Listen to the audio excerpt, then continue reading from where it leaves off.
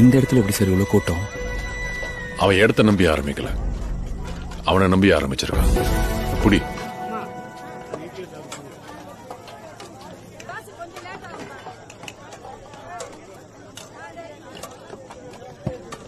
எப்படி இருக்கு? சூப்பரா இருக்கு, செமையா இருக்கு. இப்ப புரியுதா ஏன் இவ்வளவு கூட்டம் வருதுன்னு? திருநெல்வேலியில இருட்டு கடை பத்தி தெரியுமா? தெரியும் சார். ஒரு காலத்துல கோயில் எதிர்த்தாப்புல கரண்டே இல்லாம இருட்டுல ஆரம்பிச்சுது. அதனாலதான் பேர் இருட்டு கடை. ஆனா இப்ப கோயில் எங்க இருக்குன்னு கேட்டா இருட்டு கடைக்கு எதிர்க்க இருக்குன்னு சொல்லுவாங்க.